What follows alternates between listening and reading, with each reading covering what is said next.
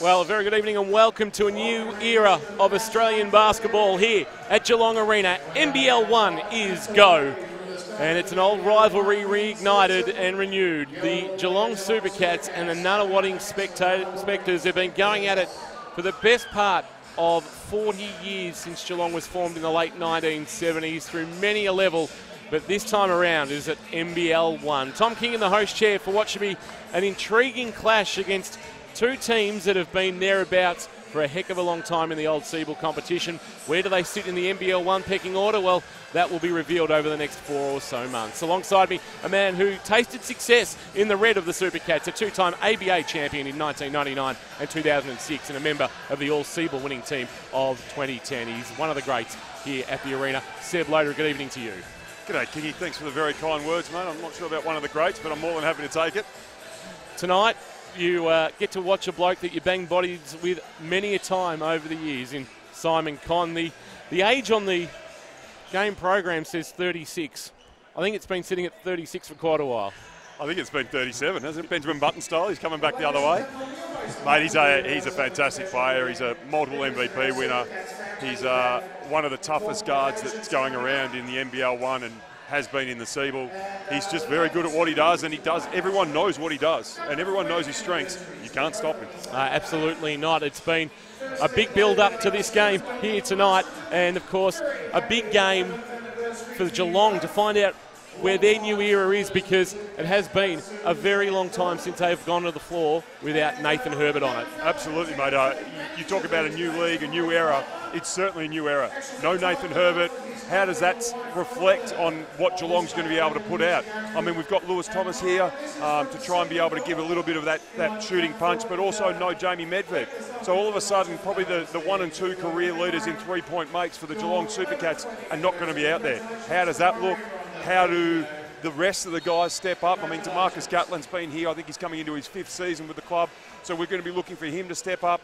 But new look, new league, let's go. Import change, John Davis hasn't returned, but the man you've brought in, AJ Williams, won't play tonight, and he won't play for a while. Yeah, look, unfortunate for AJ, shoot-around. They're having a shoot-around on a Wednesday night, and he, unfortunately, and I've been on the end of Liam McInerney's accidental bumps and knees and elbows before, and AJ copped one, and it just got him flush, and he's broken his finger. So these things happen. Great timing for Coach not O'Neill at all, but, you know, you can only play the cards that you're dealt, and he's been dealt a bit of a joker in the early rounds of the season, so we'll see how the young kids. I mean, we welcome back Michael Rabula, back from a stint in the championship, Karai Bay Stingrays in the Big V Championship. We also welcome back Louis Varley from the men's Div 1 program in the Big V. So Leon and the rest of the club will be looking for those guys to step up tonight. Not much turnover, though, at Nunawading, a side that, as we said, always contending. They bring in a new import in Ray Mitchell, 201 centimetres. Most recently been playing in the Kings Cup in the United Arab Emirates, where he's posted some solid numbers. Mate, that Nunawading team, I mean, they've got 3 guys in their early 20s. The rest are all veterans. They are a talented squad, supremely confident in their own abilities. They know how to play together. They've played together a lot of years, led by Macca up there. We've talked about Simon Conn. Swatala, who's a huge body, athletic, really complements Simon Conn nicely with that finesse game as opposed to the banging game. So they're going to be really tough to beat. I would think that they are certainly odds-on favourites for tonight's game. Absolutely. It's going to be a big one. Hope you enjoy it as much as we're going to enjoy it as we bring you NBL1 by the NBL1 YouTube channel.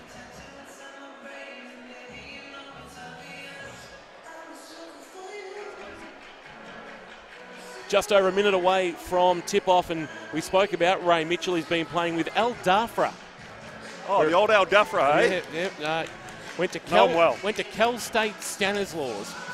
You've heard a lot of the Cal States, but there's Cal State Stanislaus. It was in the Div 2 in the NCAA competition over there. But at Al Dafra, 22.9 points per game, 8.4 rebounds, 4.4 assists. I'll give you a tip. He won't be leading the assists at Nunawading because there's a bloke called McDonald who does it very, very well. Does it really well. He's probably led the league. Look, I don't do the homework that you do, Kingy, and I'm not the resourceful wealth of knowledge that you are, but I would say it's probably happened 6 times at least. He's led the league in the drop and dime category, as well as the turnover to assist ratio too, no doubt. 6.3 assists per game for the nil-born Shane McDonald. Hard to believe that out of the Horsham Hornets, they have produced so much talent, including Shane McDonald, first in assists in 2018 in the Siebel competition, and don't expect anything to be different in NBL1. He just seems to be able to put it where nobody else can. Absolutely, and I mean, look, he's played with some guys, some fantastic bigs over the years. I mean, of course, Chris Cameron in the early days. Now he's got Simon Conn, and as a big guy, if people just keep putting that food in front of you, you just keep eating. So Ray Mitchell will actually come off the bench to start his NBL1 career with the Spectres. When you can bring your import off the subs. Yep. You know, the Geelong are obviously going to have to be able to control the tempo. They're going to have to limit Conn's touches in that sweet spot of his, which is, let's be honest, it's anywhere from sort of underneath the rim out to sort of 16 feet. And he's also added the 3 over the years. So they're really up against it, the Geelong Supercats. We've got to keep Macca out of the paint. We've got to keep him getting the ball to Conn and Swatala in their sweet spots, and really just going to have to control the tempo. Look for some pretty aggressive up the floor defense, I would think. They're going to need to do something to be able to take Nunawading out of their comfort zone. With some young kids in there and some length, I would think that Coach O'Neill will be saying, hey, let's get up, let's get in their face and try and keep the ball out of Shane's hands. So Dane Swatala and Marlo Hicks will contest the tip. Conn, McDonald, Honropoulos and Tom Wright, who had some sort of 2018 season in the Siebel. He had a 37-point game against Ballarat on the way to averaging 19.5 points. And it was the all-team high last year, that 37 points. Is we're going to have a third attempt at comedy of errors here from the refs, mate. Ref's first game for the year too, of course. So we've gone about a 4-foot high toss the first time, a 12-foot high toss the second time. Let's see if we can get it around about that 10-foot here. Mitch Hare, Ruben Woodcock and Andy Hoywood controlling this one. Andy did the girls' game a little bit earlier, and Geelong are just going to come up with it in the backcourt, and it'll be Nick Owusu. Just test that knee out, will you? You haven't played for a bit. How about you dive after that ball early and try and get that? DeMarcus Gatlin nearly with the putback, and there is going to be a foul, I think, called on that putback on Simon Conn. So something spectacular to open things up from DeMarcus Gatlin. Yeah, after a bit of a comedy of errors to start the game, DeMarcus Gatlin just followed that shot there and then almost managed to be able to throw it down on one of the big guys in the Nunawading front line there. So Gatlin, Thomas, Owusu, Louis Varley and Marlo Hicks. Of course, Marlo, a former Spectre going way back. Indeed, yeah. There's certainly, he was part of some of those very feisty battles we had. And Gatlin. There's a perfect 2 from 2 to open things up. Here we go. There's that full court pressure, trying to just take Nunawading out of their comfort zone here early. Looks to be running a 1-2-2 back into an extended zone here. The Supercats, McDonald. He's right, 3, bang. It's picked up right where he left off, Tom Wright. Of course, made the championship game last year before falling to Hobart at the Graveyard. Gatlin, a long 3 with a hand in the face from Wright. And Simon Conn with the first of what you would expect to be many rebounds in 2019. Honropoulos. And Simon Conn just flares to the corner for 2. How many times have we seen that over the years? Way too many for my liking, Kingy. It's a 5-2 advantage early to Nunawading. Owusu directing traffic. Great to see him back. Missed all of 2017, just the 11 games in 2018. Has had various injury issues as Lewis Thomas, former Mount Gambier Pioneer, overcooks the 3. Of course, you touched on Owusu there. Captain this year with Nathan Herbert stepping away. So Nick's been voted as the captain of the team, and great to see him out there competing. Tom Wright with a strong finish adds another 2 to his collection. He's got 5 early as Gatlin picks up the foul. Great take there. Strong move, as you said. So already putting a little bit of separation between themselves and the Supercats, which when you're the visiting team at the arena, to take this crowd out of the equation is key. Yeah, there's a real hush over the stadium as they've jumped out to a really quick 2-8 start. Hicks with his back to the basket, guarded by Conn. And Hicks has it knocked away by Conn out of court, and last touch was Simon Conn. He looked a bit lucky there, Marl. I thought it might have come, Simon Conn might have knocked that back into him, but the referees obviously had a better position than we did up here.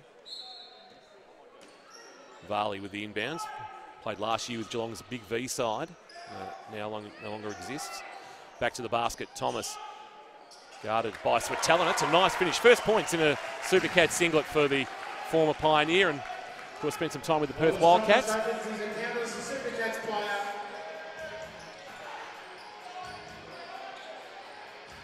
Right. Con thought about the three. Little handoff to McDonald. And a little 1-2 with Simon Con. Dumped it low for Ronhopoulos. And he's fouled. He'll go to the line for a couple of free throws. We see early, it's already the usual suspects. Shane McDonald putting his touch on the game. Simon Con, Tom Wright.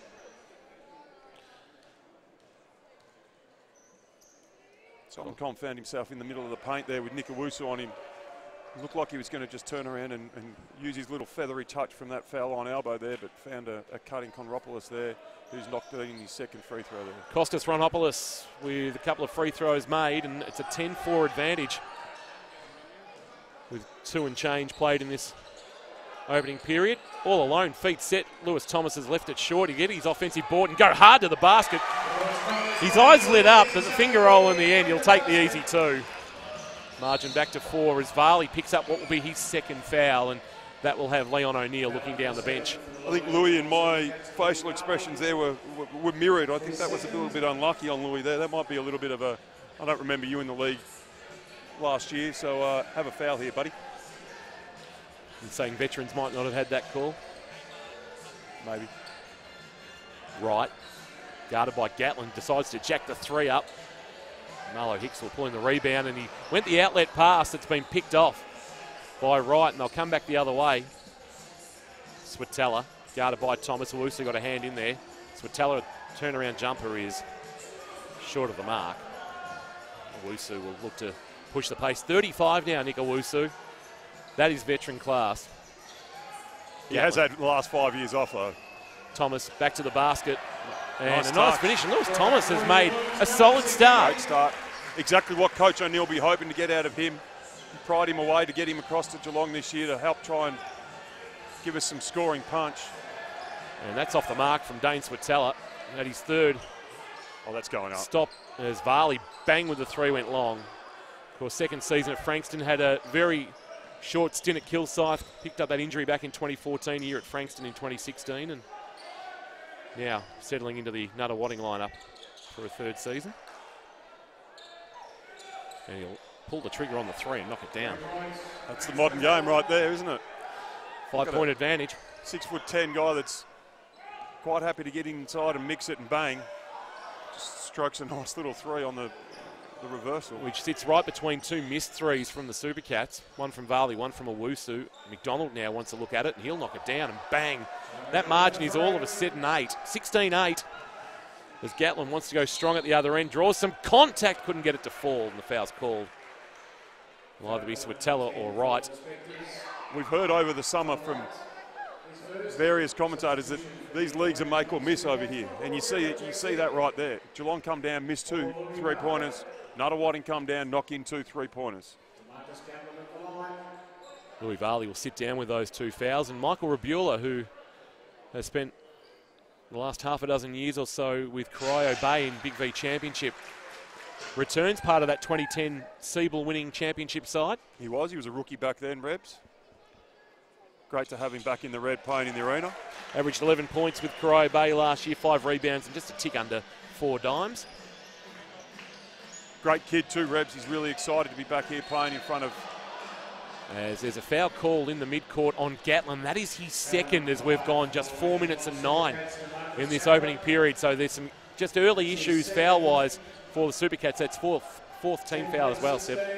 The other thing is too that we mentioned that in the pre-game that the loss of Jamie Medved and Nathan Herbert has really shown some weaknesses in that backcourt for Geelong, and you can ill afford to have DeMarcus and starting guard Louis Varley sitting with 2 fouls each for the remainder of this quarter. So I think Coach O'Neill's going to just roll the dice and try to maybe see if DeMarcus can get through this little patch here. Hicks with his back to the basket. Con just steps off him slightly. Hicks wants to go to work and go reverse and finish nicely. Nice finish there from Marlo. I mean, it's no easy task getting through the wingspan of Simon Con. Manages to use the net and go reverse. Ronopoulos got Rebula in the air. Oh, Thomas with a strong play at the ball, but he's been called for the foul, and he'll argue that he got all Spalding. I got to admit, I think he got his arm there. I think that's a good call from the referee. Sees Geelong in 5 fouls in 5 minutes. Kostas Ronopoulos at the line. Solid 2018 campaign from him, averaging 10 points a game. Just one of those players that just sneaks under the guard. Yeah, I mean, absolutely. You look at the guys Nunawading have got out there. It's not hard, with all due respect to this guy, to not talk about him. Your preferences and your priorities your defensive schemes are going into probably 3 or 4 guys first. That's what's made Nunawading such a powerhouse over recent years. Gatlin. Owusu, guarded by the fella Ronopoulos. Little bounce pass for Hicks, who finds himself in a little bit of trouble. Wanted some soft touch. Owusu somehow, the O board, kicks it out for Thomas. He's off the mark, and Switala reels it in for the Spectres. And going back the other way, Gatlin, good athleticism, was able to reel it in. He'll come strong at the basket. Can't finish. Geelong got numbers there. One of those, Thomas, should get it to go. Can't. Con knocks it away. Hicks with the elbow jumper. He's off the mark as well. And Geelong had 4 or 5 attempts there that just couldn't get any of them to go. Real good looks there. This is where Nunawading come down and generally punish you when you're unable to capitalise on those O boards. And Simon Con from the elbow. Here we go. On cue, 8-point lead. Nunawading scoring at ease early in this one. Gatlin over the top of right with a little bunny hop. Tried a little Dirk move there. Bunny hopping off a bad knee. That looked like a Dirk Nowitzki 40-year-old Dirk move, not a Dirk in his prime move. I think we need to make the most of those, don't we? I think is Dirk done in about 3 or 4 games. I'm not writing him off. Con again. And it's a 10-point Nunawading advantage. You know exactly what his strengths are, but knowing what his strengths are and stopping him from doing it are 2 completely different things, and he's just continuing to prove that out there right now. Owusu gets a little screen from they need one of these threes to drop for the Cats. And it hasn't fallen. And the Spectres can further extend this margin. 22-12 on a nice little 6-0 run. McDonald looks to extend that with a long 2, make that an 8-0 run. 24-12, and Leon O'Neill can only look on and wonder where the next basket's coming from. You can just tell the cohesion that Nunawading are playing with, that experience. Oh, Hicks with a nice little crossover. And Switala just says, I'm taking that off the front of the rim. And then Gatlin with a steal. He'll take it hard at Switala and lay it in, and that's the score Geelong needed. Absolutely, yeah. Needed something to just spark them. Particularly seeing how Nunawading were breaking quickly the other way. DeMarcus again with an athletic stop and then being able to finish at the rim. Little crossover from right and behind the back. I hope he's got his ankle braces on time. Yeah, Lewis Thomas. McDonald now guarded by Owusu. Step back 3. Shane McDonald is off the mark. He's a joy to watch, Shane McDonald. Doesn't matter who you follow through NBL1, as Gatlin's jumper is off the mark. He does things with the Spalding that not many others can do. Switala back to the basket. Wants it back. Guarded by Gatlin, playing with 2 fouls. And Switala has drawn the foul, and it's thankfully for the Supercats not on DeMarcus Gatlin. That might be on Michael Rabula. And he will sit down now, Gatlin, along with Marlo Hicks, Liam McInerney and Nathan Friend check into the contest. I'm not sure whether you can pick it up on the effects mic there, but Nathan Friend is a very popular guy around Geelong. He's just made it into the leadership group. He's one of those guys that's a real glue guy, and fantastic to see Friendy get his opportunity here. Dane Switala at the line. I know it's early days, but Dane Switala certainly impressed me here with the way he started. He's been able to drag guys out to the 3-point line. He's looked to extend the floor. He's taken guys off the dribble. He's been aggressive in the post. If he continues to play like this, Nunawading are going to be really hard to beat here. Well, they're out to a 12-point advantage now. Friend. Rabula feeds Thomas in the post. Goes to work. Can he get it to fall? He can. The end one. John Cook whistled for the foul. Just got a piece of Lewis Thomas as he was backing him down. And right now he is the key offensive weapon for the Supercats, Lewis Thomas. Absolutely. We're just singing Dane Switala's praises there, and Lewis Thomas says, hey guys, hey, I'm over here. And that really nice feathery touch as he's found back to the baseline there, and he looks to capitalise on the N1, but unfortunately can't get it to drop. Got to take their opportunities here, Geelong, tonight. Indeed. Switella. McDonald. As Geelong set up in a 2-3 zone. A little crossover from McDonald, kick to the corner. Cook with the extra pass. We see Mitchell for the first time as he kicks it off, and the long three is knocked down by Jack Saunders. Just keep coming at you. For those of you that were listening to our earlier broadcast with the women's game, we mentioned Geelong's depth in the NBL1 girls campaign, but Nunawading is certainly saying that we've got that type of depth here. They just keep coming at you.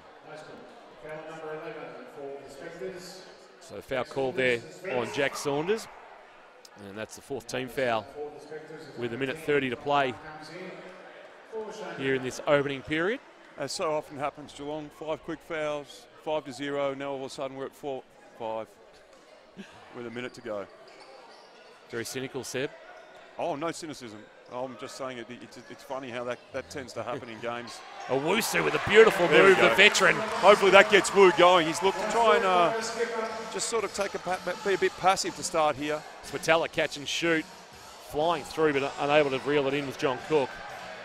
And the Supercats will look to bring this margin back into single digits. Thomas. Oh, nice move.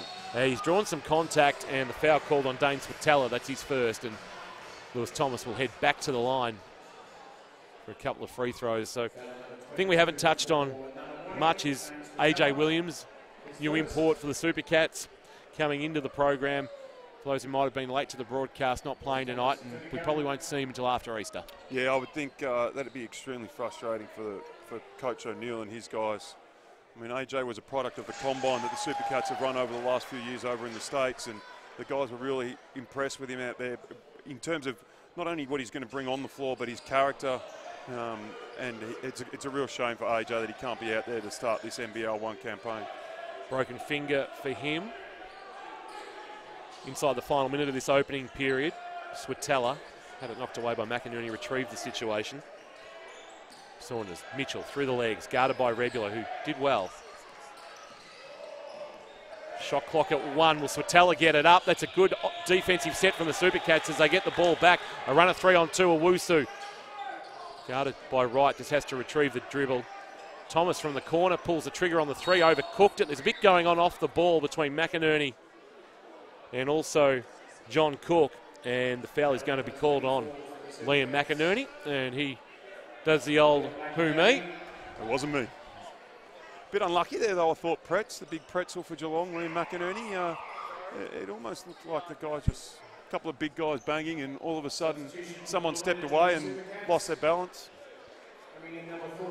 So first appearance from the very young Josh Tang, product of Werribee. I'm sure that the 2 and the 1 are around the wrong way here. It's saying that Josh Tang's 21, but he looks a lot closer to 12 than he does to 21, the young fella. 6 points a game with Werribee in the Big V Championship division last year. Oh, free throw is off the mark. The second one from John Cook made the first, and Geelong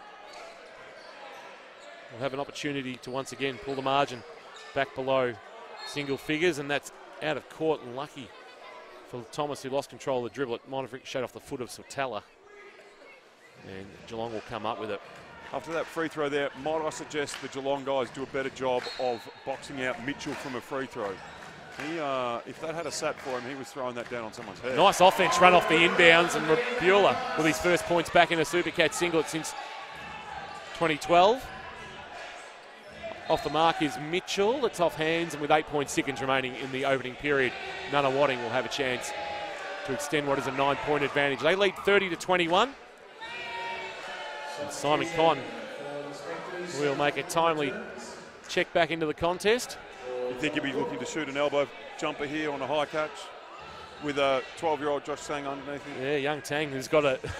He looks up and, well, he has to look right up to look at Simon Conn. This is real nipple level here.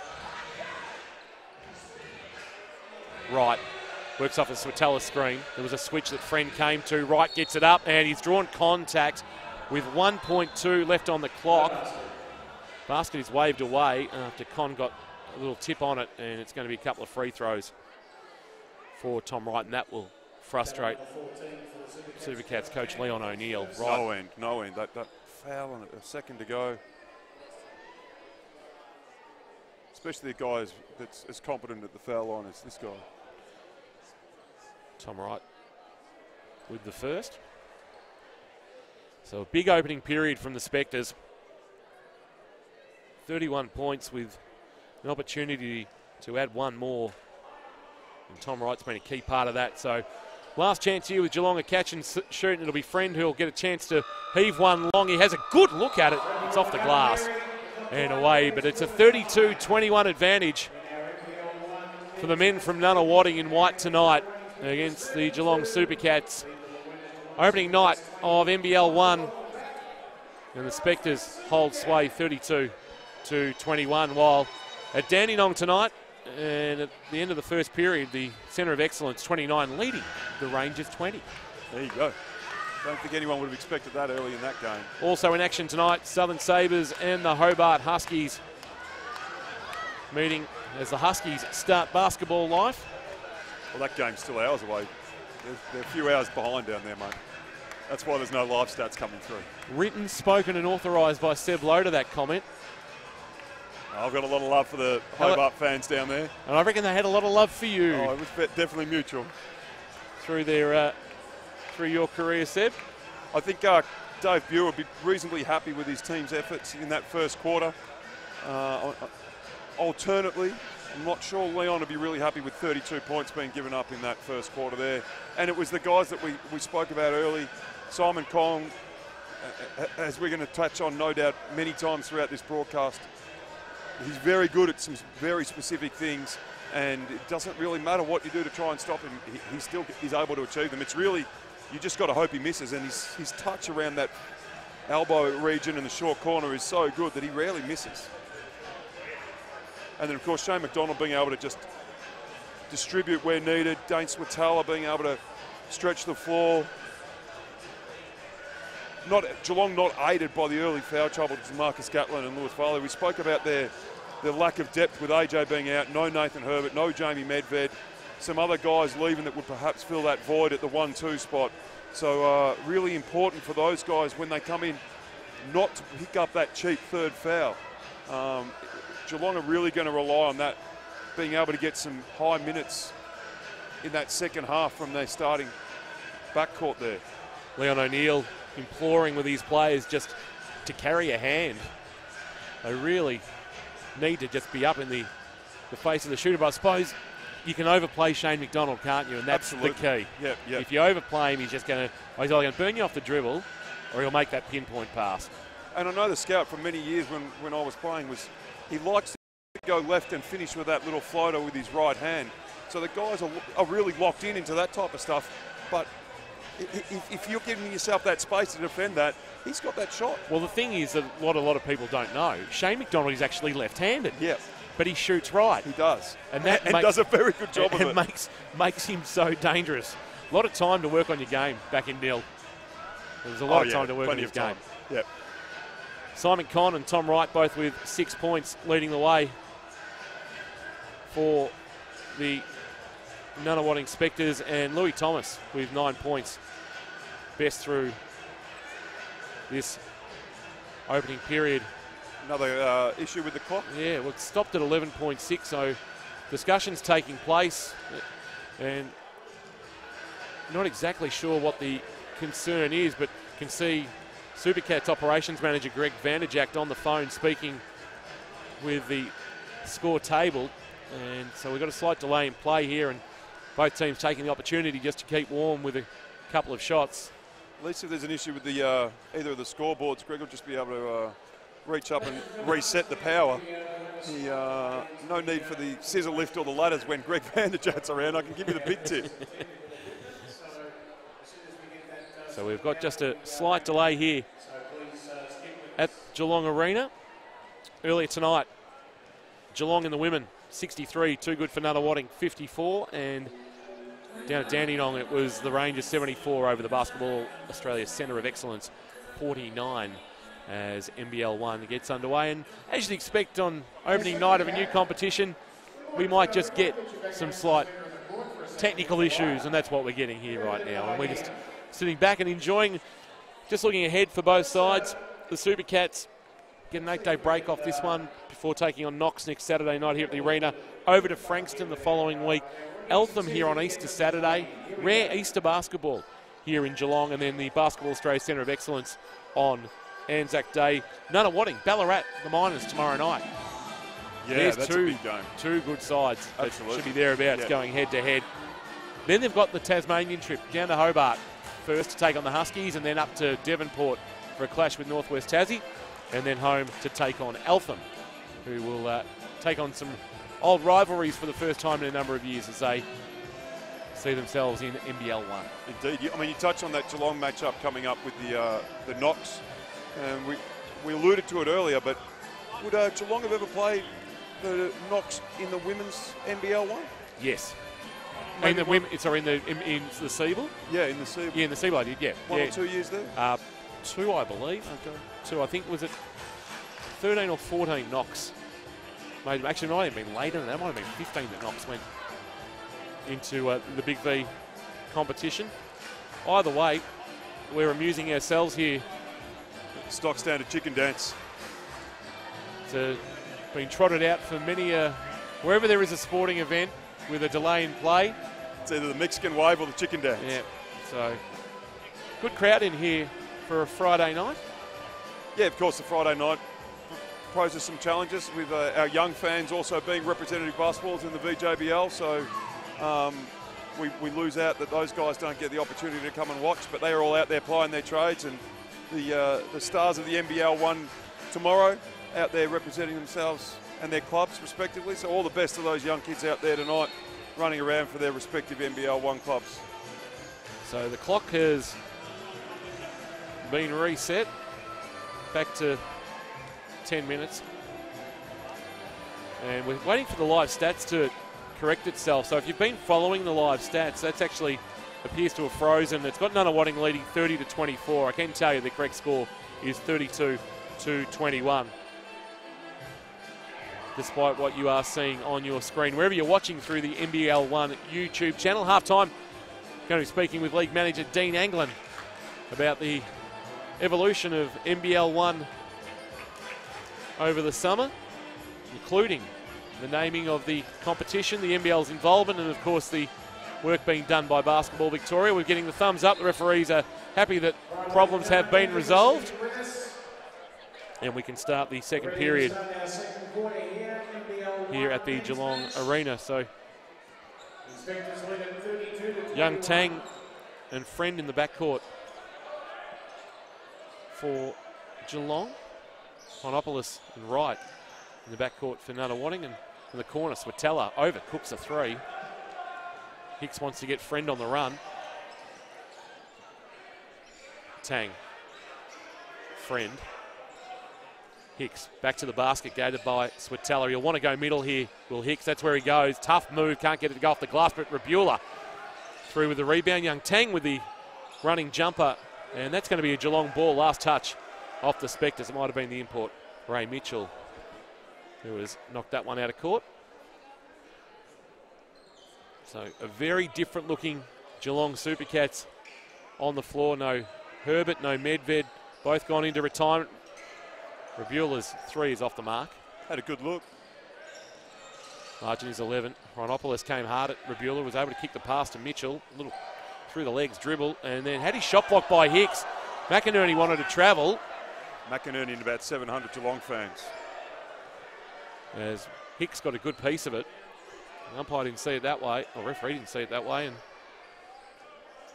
McInerney likes the three. He's left that one short. He does like a three, the big pretzel. Mitchell.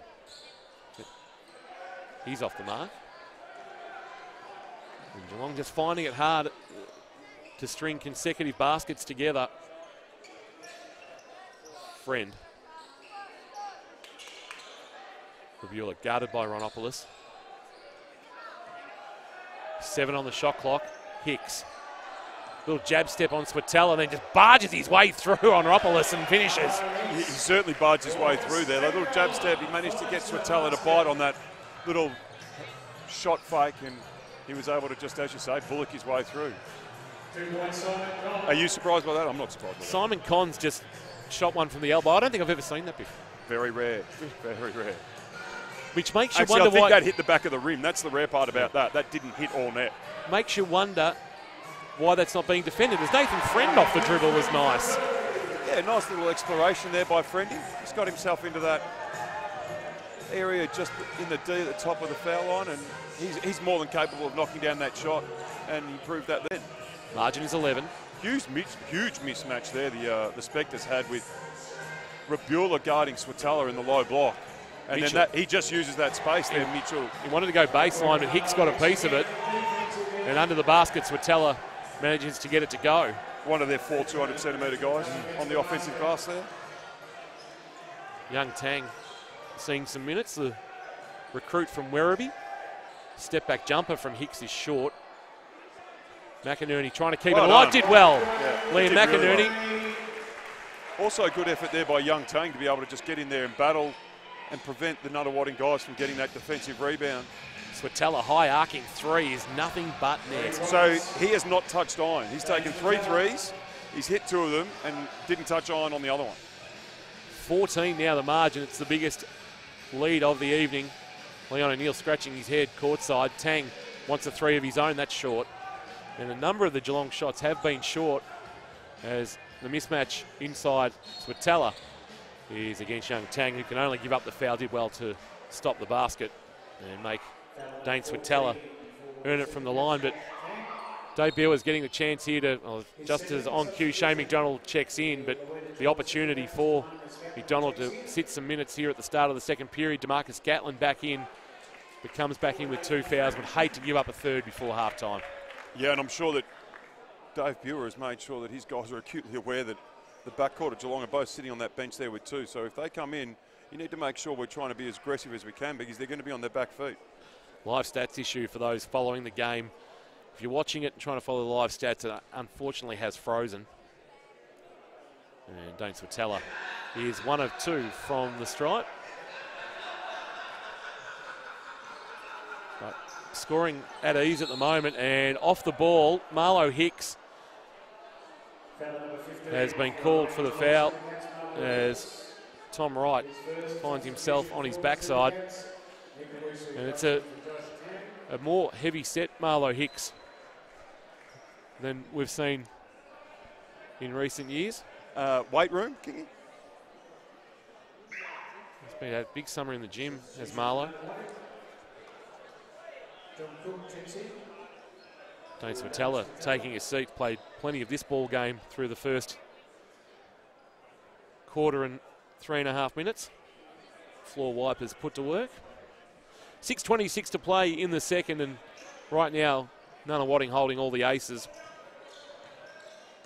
Geelong unable to get enough stops and then get the offense flowing at the other end.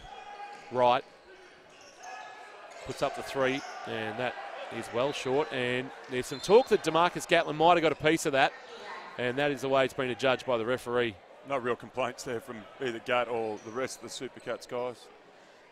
Gatlin had disappeared into the front court as Simon Connors tripped over. I feel your pain there, Simon. Liam McInerney has done that to many a player, both on the practice floor. Well, it was just a tangle of feet in the end, and really can't hold Liam McInerney to account on that one.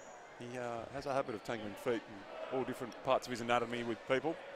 So calling him the Pretzel, where did the nickname originate from for the man who spent some time at Stetson in the US college system? I don't really know where it originated from, but it certainly stuck, the Pretz.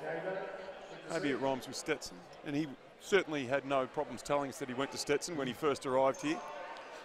One of the great team nicknames, the Hatters. Yeah. Gatlin off the dribble, little shake and bake, and it was a good defensive play from John Cook, but great defensive play there with a guy over 200 centimetres being able to move his feet and still have the awareness to be able to slap and cleanly slap the ball out of his DeMarcus's hands. Hewlett looking for the inbounds. It's that same little play they ran with the rub to get the shot there, but Owusu choosing not to shoot it and getting inside there. And Con just stands tall over the rest of them and knocks it to his own advantage. Reels in another rebound. McDonald guarded by Rabula. Pick and roll. And just flashing to outside the three-point line is John Cook and knocking down the three, and the margin is 18. And they've got some work to do here, Geelong. McInerney back to the basket. Working against Connor, got a piece of it. McInerney retrieves the situation, fires up the short jumper, and then DeMarcus Gatlin flying through from the rebound has picked up his third foul. So no, I think that's it's actually going the other way. It's gone against Con. I think DeMarcus certainly sold that little bit of contact there, and as tends to happen, the big guy in the guard, one jumps out of the way, the big guy's clearly fouled. Lewis Thomas checking back in after a solid opening period, 9 points for the former Mount Gambier Pioneer. And sitting down, Tom Wright, who's had an impressive opening 15 minutes of the 2019 NBL1 season. Hicks, Gatlin, Hicks at the elbow. And another rebound for Simon Con.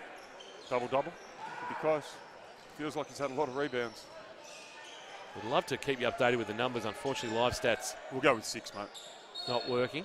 And there's going to be a foul in the low block, and it's going to be against Marlo Hicks, who had a piece of Simon Con's arm. And Marlo Hicks picks up his second. Can you afford him to pick up a third? Big presence inside the key is the former Nunawading Spectre and Crow Bay Stingray.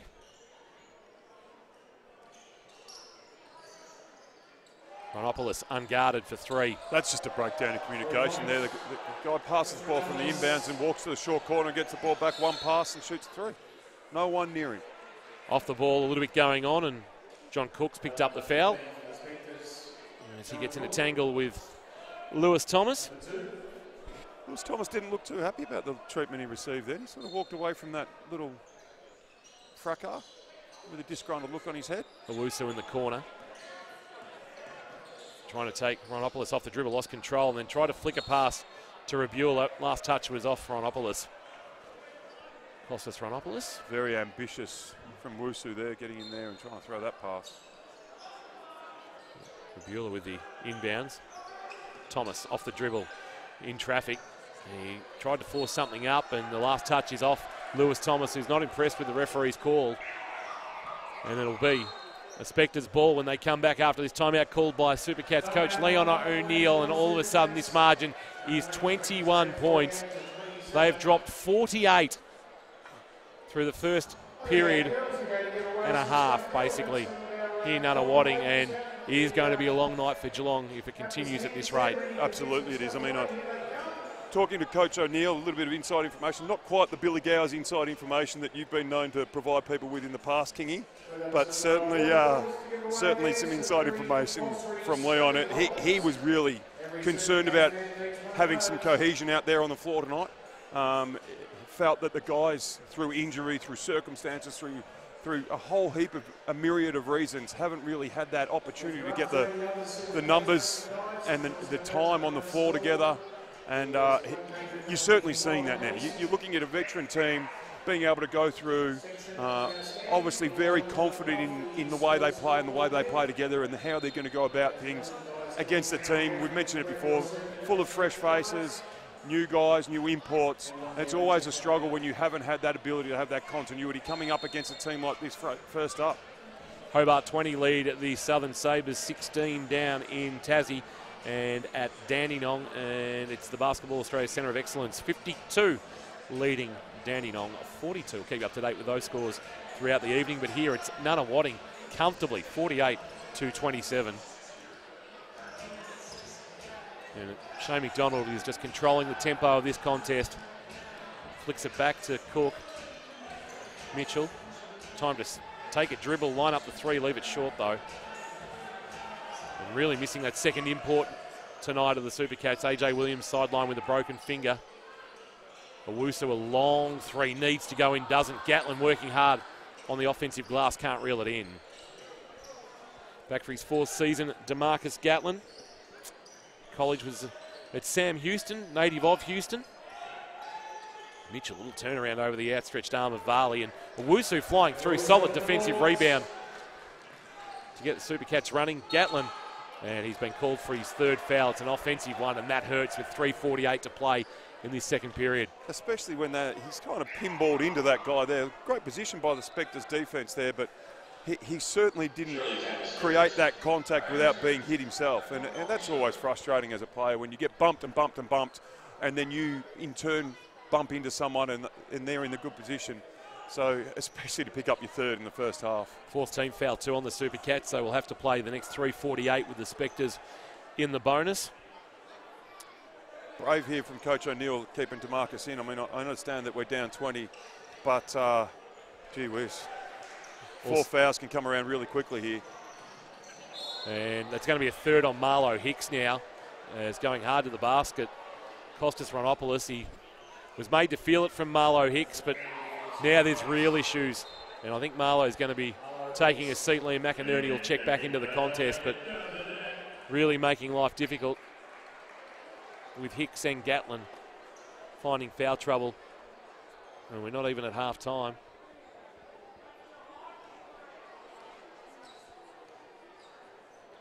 Costas Ronopoulos, not for the first time tonight, off to the free throw line, gets a nice roll off the very friendly rims here at Geelong Arena.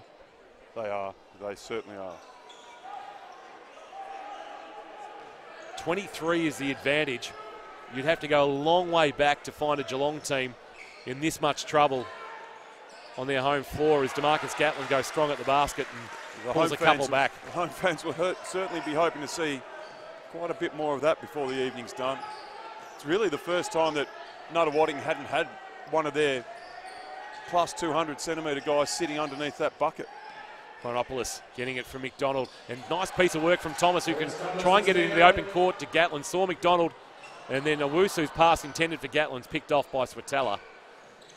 Mitchell back the other way. He loses the dribble, and it'll be a Supercats ball. So they've just got to make the most of every opportunity, Geelong, tonight. They're going to be few and far between.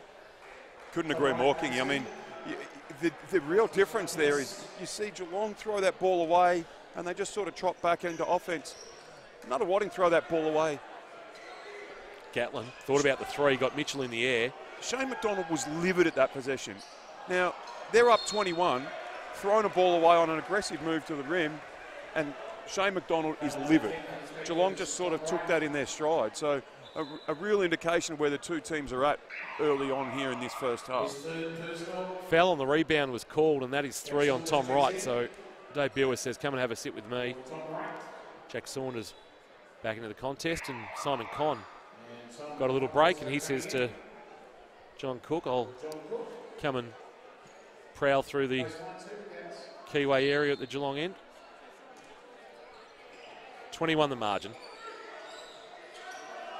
Gatlin, guarded by Mitchell. McInerney sets the feet for 3 and has a look. Have Geelong made one yet, mate? I don't remember him hitting a 3. Did Thomas make one early? I don't think so. Swatella going baseline on Thomas. Strong move. It was a strong move from Dane Swatella. The native of Bettendorf, Iowa.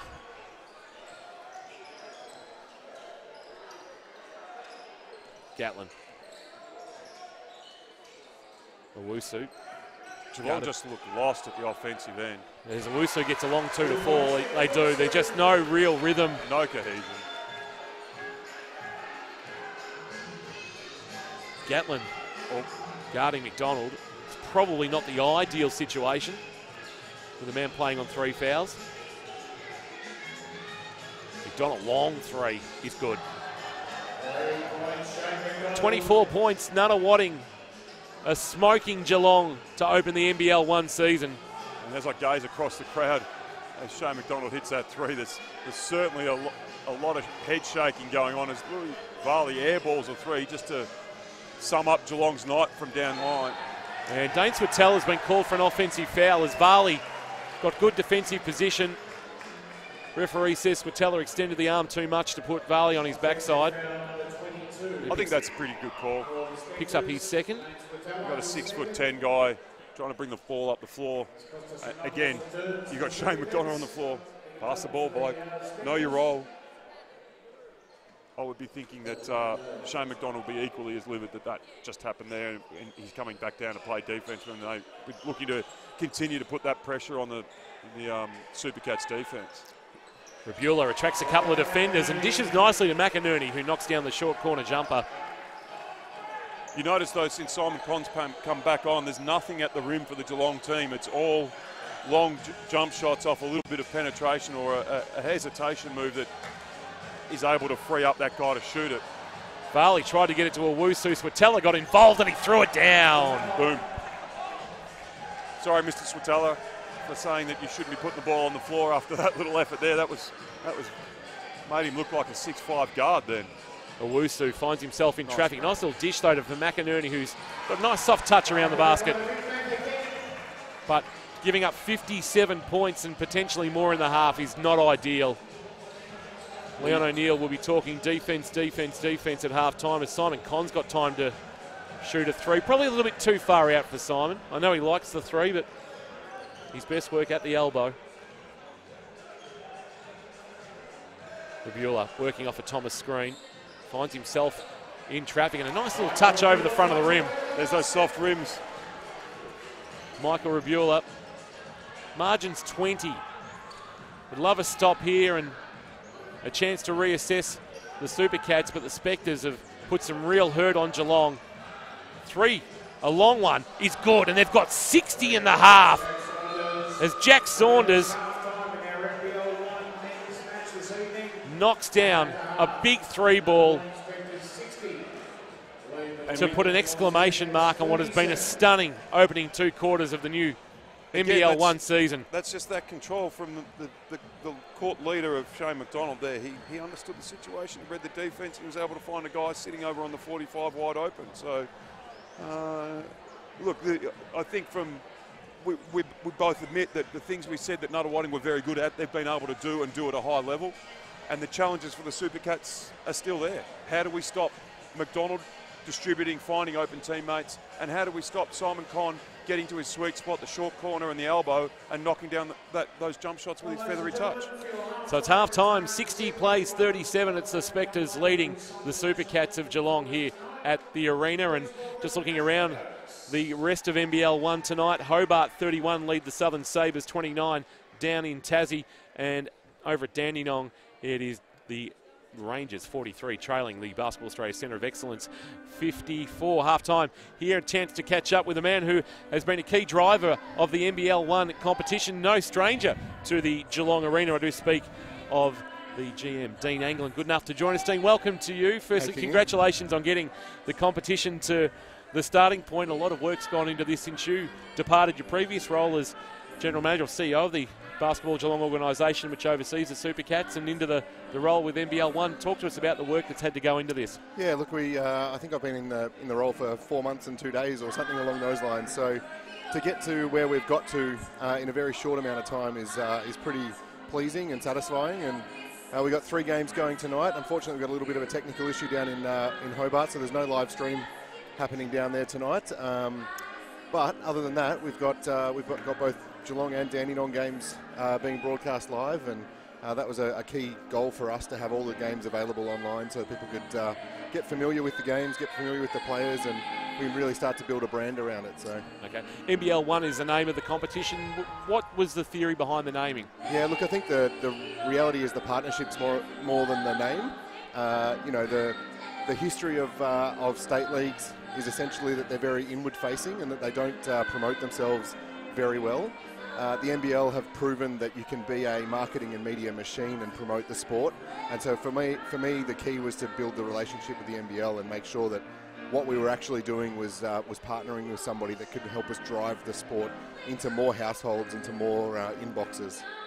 So Basketball Victoria, obviously, for the sake of, I suppose, clarity, they are mainly overseeing the competition? Yeah, absolutely. So full competition management by Basketball Victoria. It is our competition. The NBL are our media marketing partners and also our commercial partners. So we're using the commercial team of the NBL to sell the product, to get it into the marketplace. We figure that we're in a position where we might as well have them out there talking about a 12-month property around the NBL and NBL1 and 3-on-3 or 3x3 as they're working on as well. That's part of their suite of products. So, you know, to have all of those things into the one commercial team and have them out in the marketplace, we think is going to generate a better result for us long term. So obviously the announcement of the NBL1 name was only 4 weeks ago. So you know, in the world of sales, pretty tough to put it into the market 4 weeks 4 weeks out from the start of the season and generate commercial partners. So you know, it's still a work in progress to get to that point, but really I think what the NBL have delivered so far far outweighs anything we could have done internally ourselves, and we'll see the results of the partnership start to generate. Pardon me, the Siebel has been, excuse me, the Siebel's tech clubs have made up the majority of the competition. You've got some Big V Championship clubs that have made the step up to this level as well, but some have questioned the lack of Mount Gambier. Canberra, who have been a strong part of the Siebel, not there. Can you talk to, I suppose, the basketball diehards about Mount Gambier and Canberra and where they sat in all of this? Yeah, sure. The Canberra one was pretty simple. Canberra didn't want to make the commitment to travel to Victoria and wanted to enter into the Waratah as an alternate option. So that was a pretty simple one, and Sydney was very similar. There's a general commercialisation around the back end of the competition, where the idea and the concept of it was that it would have a more financial, a greater financial impact on our Victorian clubs, because Basketball Victoria is running the league. So part of that meant that the interstate clubs were going to have a higher cost base to be able to participate in the competition, that they would be responsible for their own travel costs. So when Canberra, you know, got wind of that or understood that as the structure, that ruled them out. They were happy to go and play in the Waratah as an alternate. Same as Sydney University, who had been in Siebel for 2 years before the end of it. Yep. Mount Gambier story is a little bit different, and obviously has been a pretty hotly contested and debated story online. And the Mount Gambier faithful are pretty passionate, and kudos to them for sticking up for their club. The reality was that you know, equality was one of the things that we wanted to make sure we overlaid over this league. One of the entry criteria was that you had to have a proven track record of both men's and women's competition, and the Mount Gambier Pioneers just didn't have that proven track record. Yes, they're a former Siebel powerhouse. Yes, they've been perennial champions. But at the end of the day, what we're trying to do is make sure that we promote women's basketball exactly the same way we promote men's basketball. Hence, the name doesn't say WNBL1. It is NBL1 for men and NBL1 for women, and it is an equal competition in the way that we're trying to promote it and run the league. So that's the only sticking point for Mount Gambier, I guess, was that they just didn't have that history. Okay, if they went and got a women's team? Well, they have one right now. Okay. Yeah, so they've done what we said to them and what we asked of them to do, and that was to go and enter the South Australian Premier League, to enter a women's team into that, and to prove that they could run both their men's and women's program and run it successfully. We've given them an undertaking that we will consider an application for entry into 2020 on its merits, with no preconceived conditions around what that will be. We won't have those conversations until May or June, until we determine where we sit with the league and how many teams, we want in it. To be honest. Okay. Obviously, then people will look at Northwest Tassie and Launceston. Yeah. But they've come in. Are they a joint? Yeah. So it's bid, so to speak. Yeah. So it's a co-license application. So they put a license application in together. The commitment that they have made is that they're in a transition phase to basically almost become one club as such. So this year they've got 2 double-header games in Launceston, 2 double-header games in Ulverston. Next year it'll be 3, the following year 4, and then after that it'll be 50-50. So they'll play half the games in the eastern part of North Tasmania, and the other half in the western part of North Tasmania. So we're on a journey with them. Initially I think the general feedback from Basketball Victoria was that they had to change straight away and have to become 50-50. When we looked at the finances of that and what impact that would have on the clubs, it just didn't make sense to put that pressure on them, and the financial burden would have probably seen both clubs disappear. So, how have you seen the Hobart Huskies and what they've put together? Oh, look, they're certainly up against it. That Mike, Andy, Justin have done an amazing job to get this team from nothing, or the 2 teams from nothing to where they are tonight. you know, they are working enormously hard behind the scenes, and I feel very sorry for them that they're the club that's having a technical issue tonight, and it's partly our fault as a league that some of the gear that they required probably earlier in the week only actually got to Hobart today, and so therefore they didn't have the time to be able to get it up and get it set. But look, they're doing a power of work. They were obviously thrust into the limelight through through the end of the Chargers franchise, but you know, at the end of the day, one of our key goals was to make sure that there was still competitive basketball, or elite competitive basketball, in the southern part of Tasmania. And when the Huskies came and knocked on our door and said, "Would you accept a late bid to get in?" The answer was yes. But we then had to compare. We then had to consider it based on its merits again, to make sure that we felt that they were going to be able to deliver. And they were going to be able to make the financial commitment to not only the New Zealand NBL but also to NBL1. So I think for the Huskies franchise and their ambitions to get into the Australian NBL and the full-fledged NBL, I think they were a little bit surprised when we announced the name. They didn't know about it until the day that we announced it to the clubs. So it wasn't part of their strategy. Their strategy was they were happy to come in and play in Basketball Victoria's Elite League, whatever that was going to be called. I think they're pleasantly surprised that it's an NBL-linked product, and it's going to help them, I think, going forward in their ambitions to become an NBL franchise.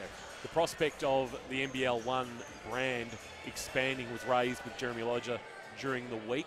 Is that something that's a medium-term, long-term goal in terms of taking it to New South Wales, Queensland, South Australia? Yeah, look, I mean, there's two parts to that. I think the first part was we were in communication with every other state around what was happening in the brand name.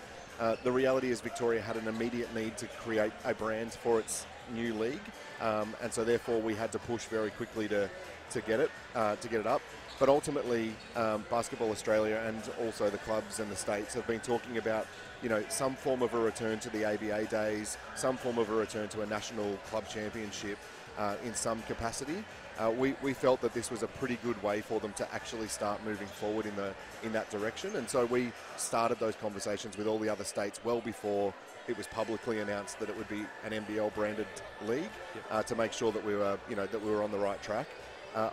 I expect that we will see, you know, early stages. I would expect we're going to see at least one other state become NBL1 in 2020, but hopefully it's 4 other state leagues that become NBL1, and all of a sudden we end up in a conference system. We will become NBL1 South. We won't become NBL1 Victoria, because we don't want to. We want to make sure that we're inclusive of Tasmania, and you know, if Mount Gambier was to come back into this league, we want to make sure that we're on it. Albury-Wodonga as well, the Centre of Excellence. So we're making sure that we try and tick all of those boxes. So. Well, it's been a big summer, Dean. They've done a power of work. Well done to getting it to this point. One of hundreds of games of basketball that are going to be played over the next few months. Every team playing 20, and of course some new teams, some new rivalries being created, and some old rivalries being renewed, which is fantastic. Yeah, we've got 378 games total for the season across the men's and the women's game. We've got an amazing night tomorrow night. We've got Knox versus Kilsyth at the State Basketball Centre, which is the two biggest state associations in Victoria, finally back up against it, and taking each other on. It should be a phenomenal night at the State Basketball Centre tomorrow night, and that's just one of many. So, I'm pumped for what we're creating. I'm really excited that we're going to be able to deliver a product that no one's seen before, and just wait till Monday when you start to see some of the stuff roll out on social media around what we've actually created and what the clubs have got to promote their teams. Fantastic. Well, Dean, great job. Well done. Enjoy the season. No doubt we'll see you down here at the Geelong Arena quite a bit, and look forward to catching up with you and I suppose speaking more as the season progresses about how things are unfolding with NBL1. Thanks, Kingy. Hopefully this game tightens up in the second half. It'll be nice. Yeah, it's been a bit tough here for the Geelong Supercats. They trail by 23 here at half-time. NBL1's coverage of opening night of the 2019 season. It's Nunawading 60 leading, Geelong 37 a break. Back shortly with the second half.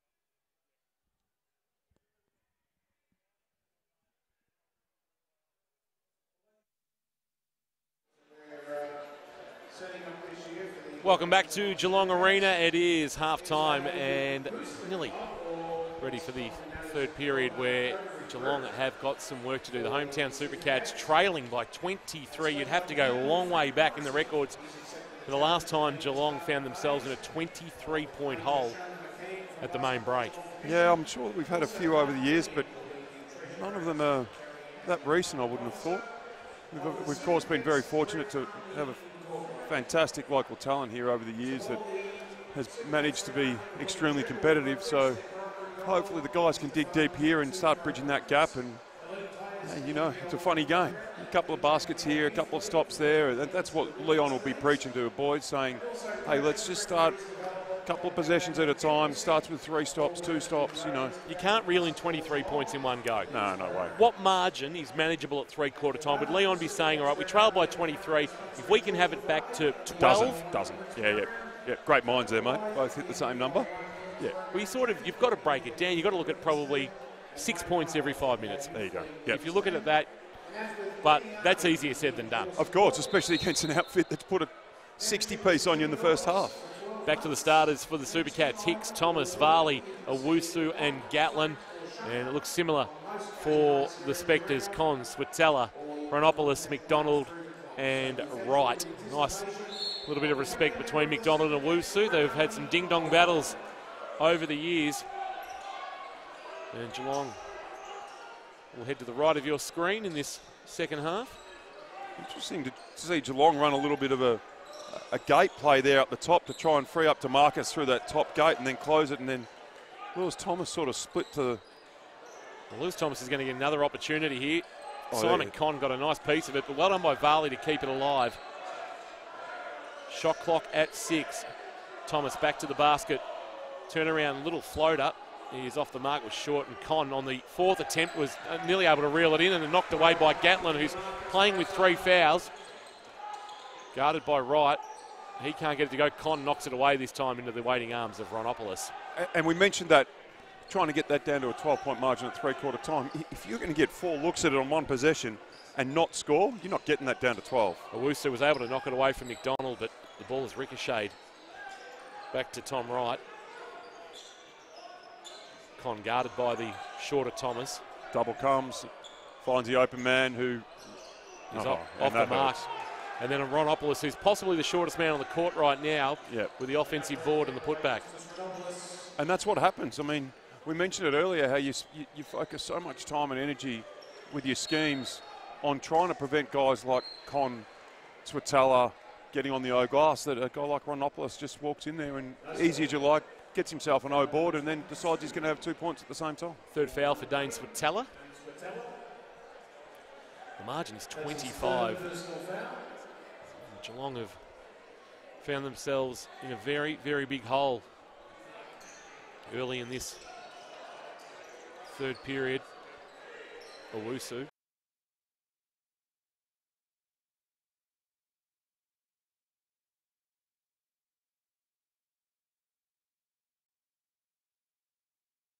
Little shooter's roll on the front of that rim.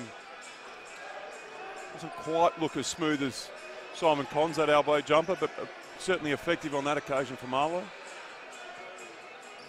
A big pick there by Switella too. Wright working off that pick. McDonald, the left-handed floater, as we said. Left-hander, shoots right. Now pushes the pass for Con, and the Supercats get a stop. They're out and running now. Varley, strong. Can't finish with the right hand on the left-hand side. They're the ones you've got to be able to go out and go. Take the layup, finish the layup.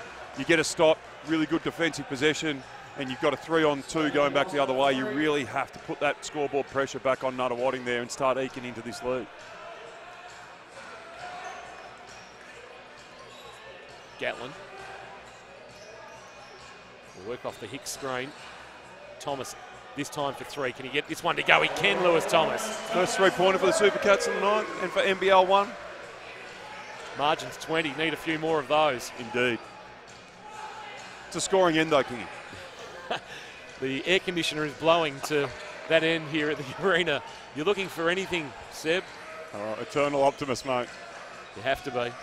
Switella. Lost control of the dribble, retreat. Oh, he's got to cheat that, yeah. Shot clock. And he almost got it too, and amazingly. Marlo Hicks has been unable to retrieve the rebound, and Simon Conn knew how important that was. Just as Geelong was getting a little bit of momentum, Hicks unable to reel it in. But you know, that's a real case of Marlo's used to being the biggest guy and the longest guy on the floor, and didn't quite put that energy and effort into securing that rebound through a really strong box out, and then found himself with the long wingspan of Simon Conn just reaching over the top and knocking it. And that's an unlucky call. I mean, that's a veteran call versus Louis Varley right there. He's got his third foul now, Louis Varley, with 7 minutes to play. Yeah, Shane McDonald just understood that this guy's, hey, he hasn't played in this league for a couple of years, and I'm probably the best point guard going around and have been for a while. So if I'm going past you and you want to touch me, I'm going to go get that foul. Right, guarded by Varley. They've opened out the strong side. Little handoff for McDonald's off the mark. Conn will pull in an offensive rebound. You've got to do your work early on Simon Conn. As soon as that shot goes up, you've got to drop your backside and really work him outside of that key. Otherwise, he's going to get everything. Long two from Ronopoulos. And again, easier said than done. The amount of times I had that yelled at me by a coach and was unable to do it. So it really takes a heap of mental fortitude to be able to just lock in and get that box out on someone like him.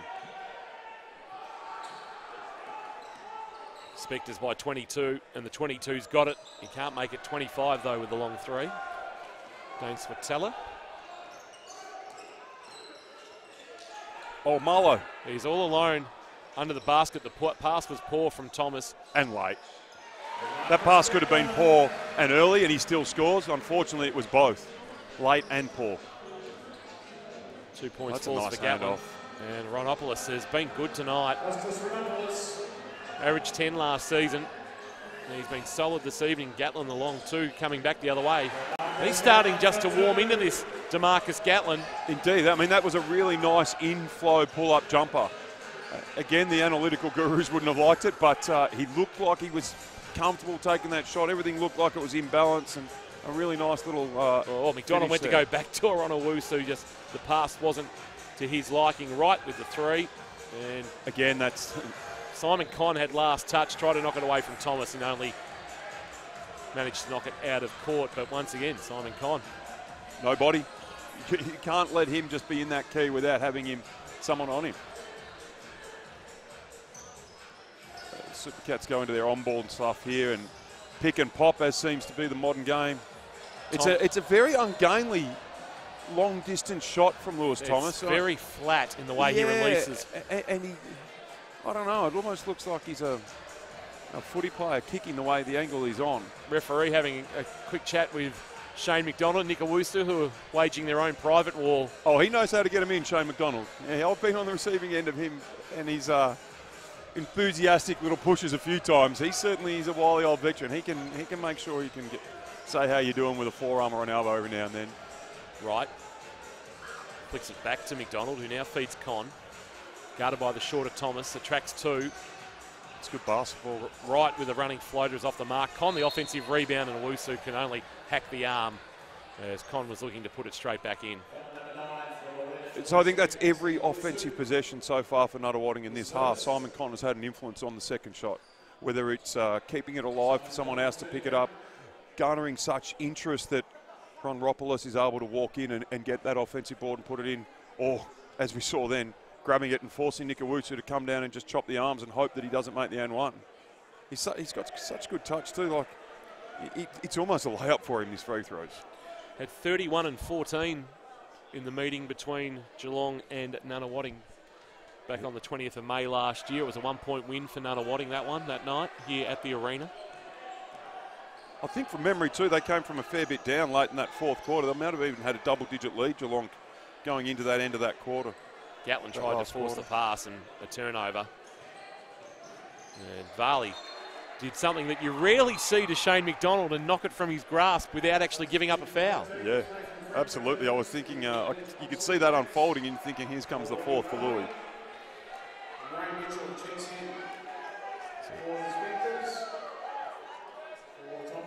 So Ray Mitchell, haven't seen a lot of tonight. The new import for Nunawading. Checks back into the contest on NBL1 opening night. A new era in Australian basketball is underway.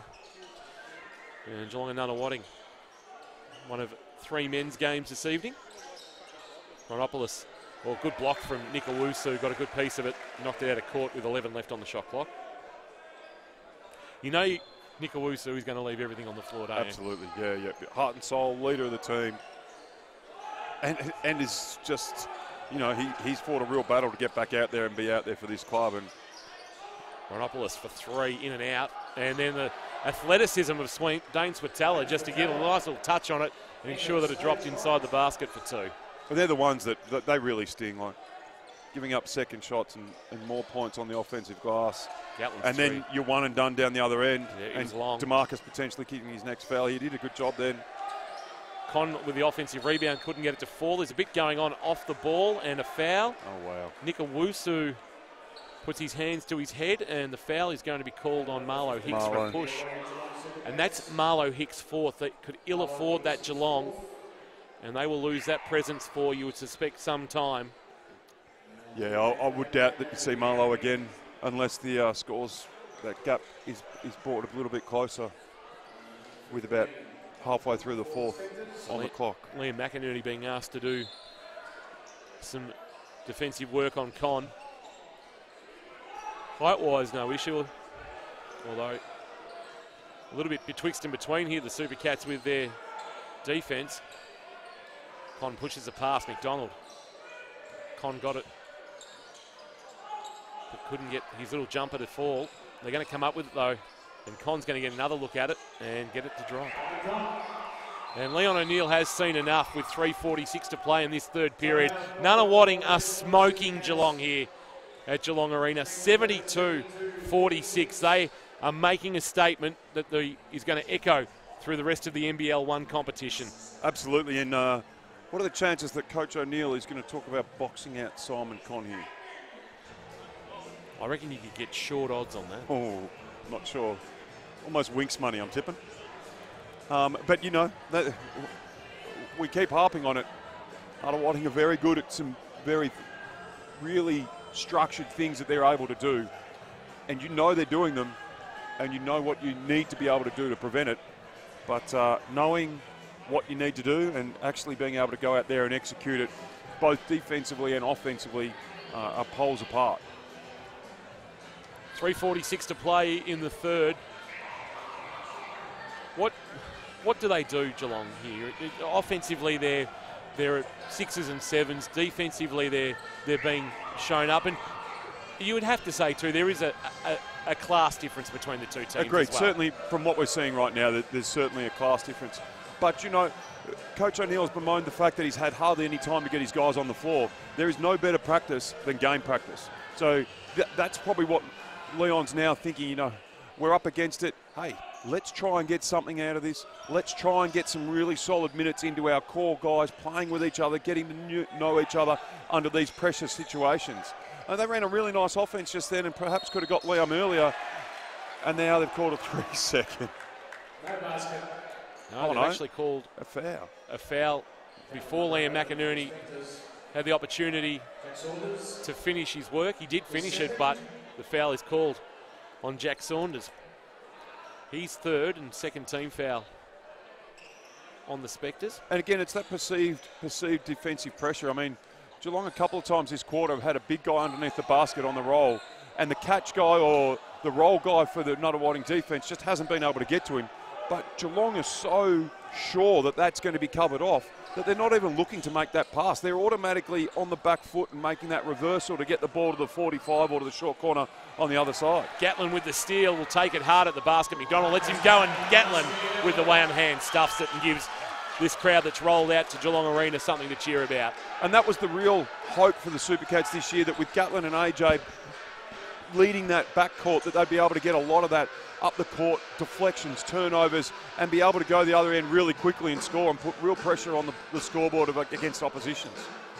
Gatlin with the offensive rebound. They get a stop again, the Supercats. Can they convert at the other end? McInerney just losing control of the Spalding. Owusu, running floater we've seen many times through his career, that's now more than 350 games. And they'll get it back, the Supercats. Owusu finds himself under the basket and having to retreat. Thomas in the corner, time to line it up and left it short. McInerney did well to keep it alive. Gatlin strong in traffic. Can they get it to fall? Gatlin does. Great enthusiasm and intensity there by Liam McInerney and DeMarcus Gatlin to be able to keep that ball alive. You've got to take those opportunities. We've mentioned a couple of times, and that time they were able to. Shane McDonald says, I'll just slow this down. Let's get through an offense here. As he then steps back for the three. Con from behind can't reel it in as he knocked it away from Thomas, and Geelong get another opportunity as Owusu strong to the basket, got it to go. Nice finish from the veteran. Again, Geelong able to play the game on their terms. They were unable to prevent McDonald getting a real open look, but they were able to corral that defensive rebound and get into the open court and be able to put some pressure on the rim going back the other way. So the only real period of the game tonight that Geelong have had some control.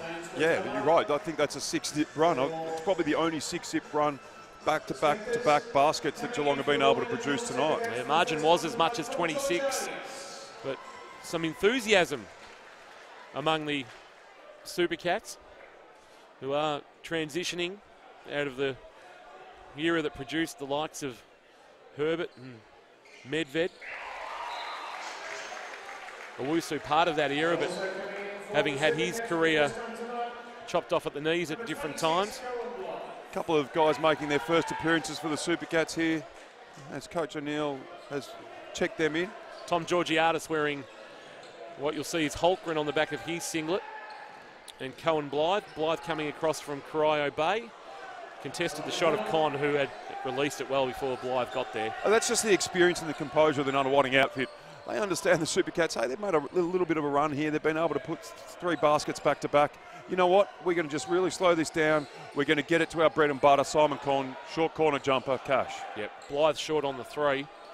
So Tom Georgiadis wearing, as I said, Connor Holmgren singlet, and people going Holmgren, and we've heard that name at NBL level. Bruce, as a travel is called, that perplexes you, Seb.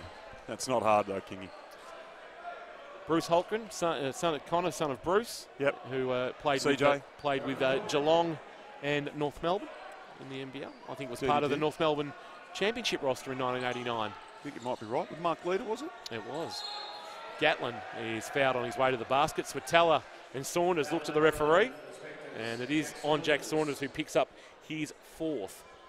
As we get to the final minute of the third period, that was a fair 89 side, captained by Wayne Carroll. Yeah, they were okay, weren't they? Bloke called Fisher. Bloke called Maley. Yeah. Playing out of the glass house? Playing out of the glass house. Yep. Got some revenge on Canberra for the loss in 88. Yep. Wayne Carroll rocking the wonderful moustache. Stuckers. Gatlin makes 2 from 2 here. Bring it back under 20 for the first time in what seems like a long time. And Geelong extend the defensive pressure up the floor, and it's a soft foul that Nathan Friend gives up. I really like Nathan Friend there. He put his hand up, said that foul's on me, and the ref was having nothing of it. He said that is on DeMarcus Gatlin, so young man, Gatlin, number 5. Wow. So that's his 4th. Does Leon O'Neill roll the dice with 53.6 seconds remaining in the third period? I thought that was Friend's foul. No way. 53 seconds, what? You know, he's got more nerve than I have because I'm getting him out of there. McDonald, young Cohen Blythe will get a lesson here guarding Shane McDonald. That's a beautiful bounce pass, and Switala at the basket, challenged by McInerney. Gee, that would have been some sort of dunk if he'd got that to go. He elevated Dane Switala. I thought Pretzel, we were about to see a Pretzel poster.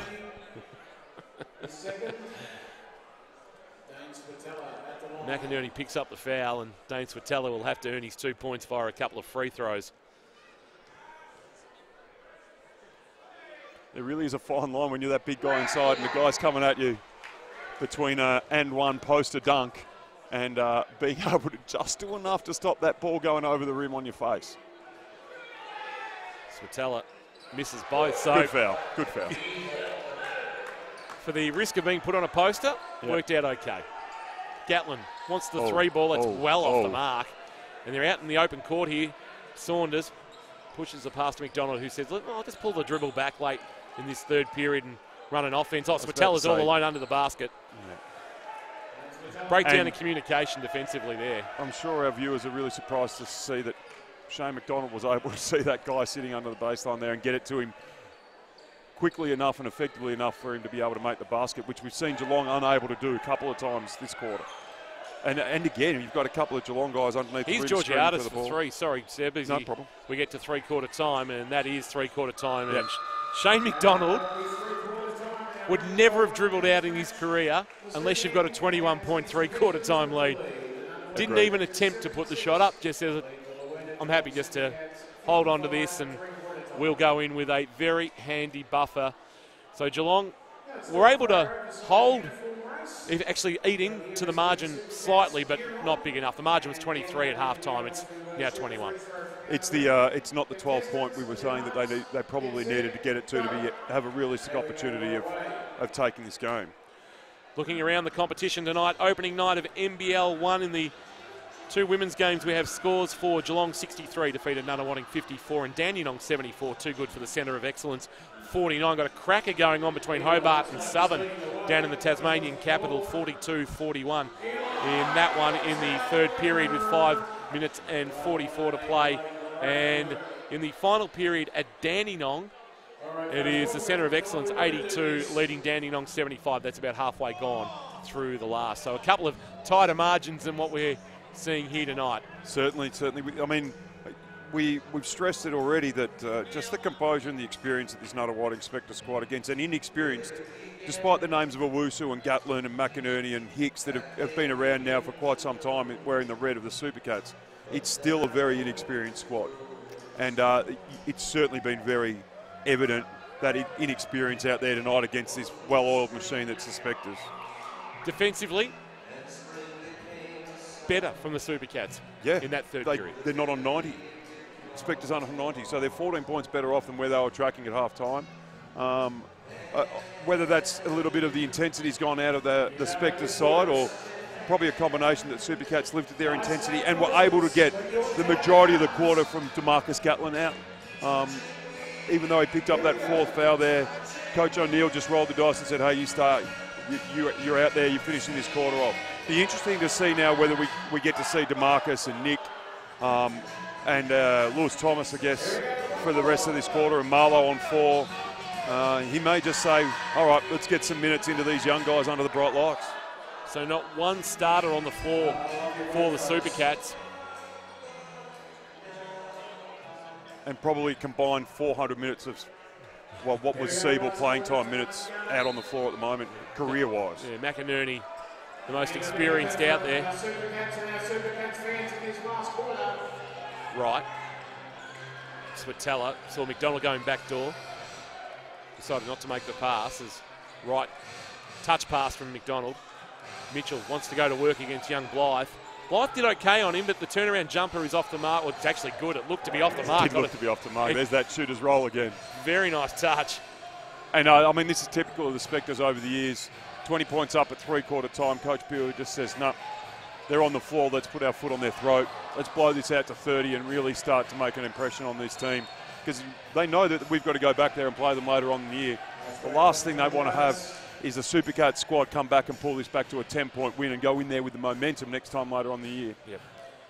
And so shot clock's just reset back to 14. Geelong got it at the baseline. So we're getting to learn some new names with the Geelong Supercats.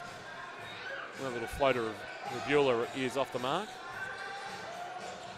McDonald feeding Mitchell over the outstretched hand of Friend. It's off the mark, and McInerney will reel it in. 8 days to think about the situation for Leon O'Neill as a big three from Cohen Blythe with his first points at NBL1 level.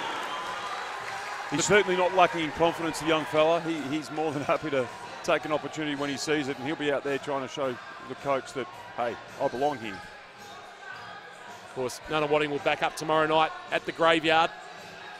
Clash against Ballarat. Taking on the Miners as McDonald surely being held as he let that pass off, and Switella is fouled under the basket. And it might be Nathan Friend who is picking up the foul. He's second. So there'll be a lot of work to do for Coach Leon O'Neill and his squad over the next 8 days. And I suspect some game tape will be cut and watched very closely. Yeah, which way does he go there? Does he say, okay, let's have a look at this, or does he just throw this one away and say, hey, let's get on the track, let's not waste minutes watching game tape, let's really get on the floor, get some opportunity to go 5-on-5 basketball for as many minutes as you can. The coaches always are a little bit reluctant to give up time on the floor when there's so little for a season. McDonald finishes off right steal, and the margin back to 23. Friend. Little handoff for Michael Rabula. Blythe feeding McInerney. And the shot of Georgiadis is off the mark. And at the other end, Mitchell can't get the layup to fall. That's off the mark, and he's then given up the foul. So Ray Mitchell playing with Al Darfur most recently in the Kings Cup in the United Arab Emirates, where he averaged 22 points, 8 rebounds and 4.5 dimes a game. You're familiar with that league, mate? You could be able to give us an indication of how that league compares to the NBL1, no doubt. I didn't realise it was called the Kings Cup in the UAE, in one of their competitions. Nathan Friend with a long three, looking good off the hand, but hit the front of the iron. And I'll get another look here. Geelong with the long rebound for Blythe, who wants to put it on the floor. Georgiadis. Touch from Rabula. McInerney to follow. He'll get the offensive rebound and put it back. And I mean, that's what you expect to see when you go with a young, inexperienced squad. At least you're going to get some effort. The guys are just going to go out there and bust their backsides, and we saw that with multiple second chance opportunities there. And here we go. They got another stop, and they're coming back at him. Chance to get the score a little bit closer. Callum Blythe liking the look of the 3 ball at the moment. Won't die wondering. He won't. Averaged 7 points a game through 14 games with Corio Bay last year. Mixture of state champ and also Big V Youth League. Under the basket, Mitchell was fouled by one of at least 3 Supercats. I think it might be young Georgiadis. Was he Youth League 1 MVP in 2016, young Tom Georgiadis out of the Altona Gators. And he will take a seat. Lewis Thomas back into the contest. Well, one Supercat who you would have liked tonight is Lewis Thomas. Oh, yeah, I've been really impressed. I mean, he came in here, obviously he's a known quantity in the previous Siebel competition through the Pioneers. But I know that Leon was looking for that format who can stretch the floor and provide some outside shooting to try and replace some of the outside shooting they've lost. And to be honest, that's not what's impressed me. His ability to go back to the basket, his ability to wheel and deal inside that key and finish really nice soft touch going either way is what's impressed me. His 3-ball drop, we know he can shoot it. He's probably been 1 of 5 tonight without the 8 of live stats. So, you know, I'm sure that Leon will be really impressed. And the fact that he's prepared to bang bodies. A lot of the times you get guys that are quite happy to sit on the outside and shoot the 3. Rabula brings it back to 19. So it's rarely sat under 20 since late in the second period. Michael Rabula. Switala with a long 3, that high arcing shot. And it was kept alive by Wright, but the Supercats are going to come up with it.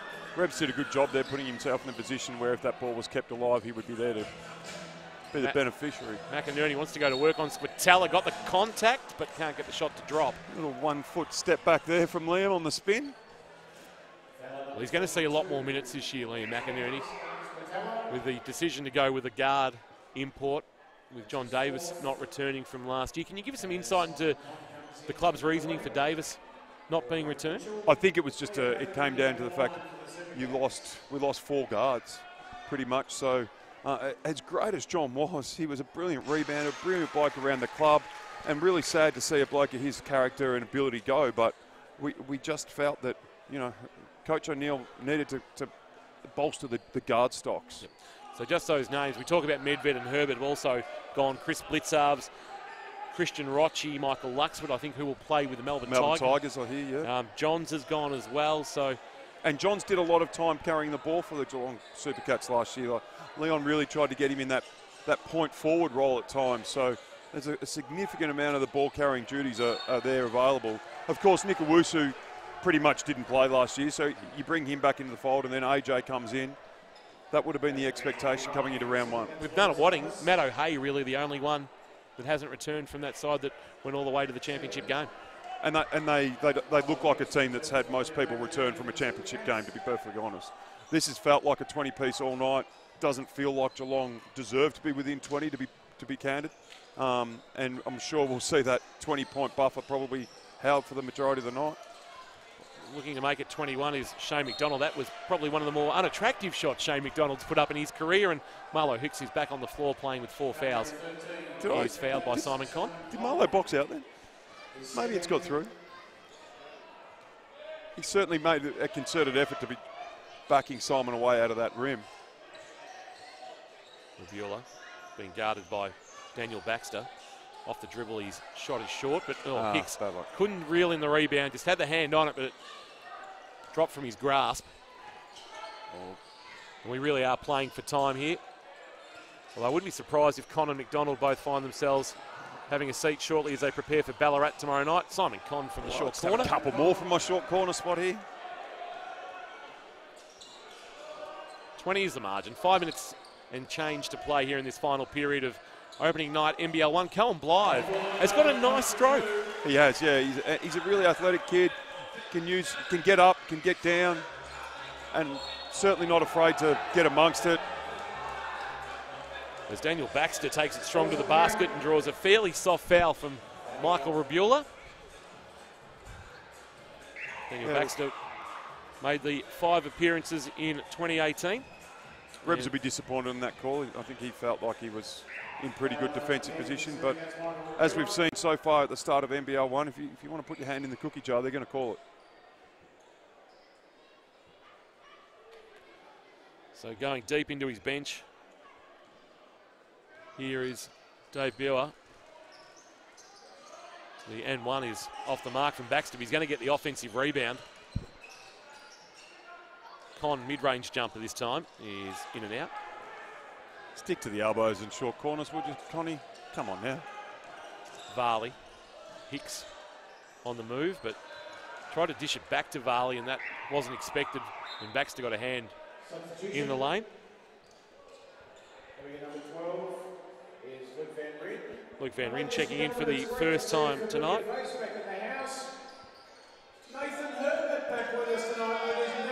Nathan Friend is off the mark with his long 2. Thomas awkwardly tried to put it back and off the mark, and just hearing the court announcer here mention that Nathan Herbert was here in the venue. I'm not sure whether Leon O'Neill went over to him at half-time and said the number 11 singlet's out the back if you want to put it on. Well, if there's 1,000 people here and Herbie had a dollar for everyone that's asked him, you sure you don't want to get out there tonight, I reckon he'd have 1,000 in his pocket.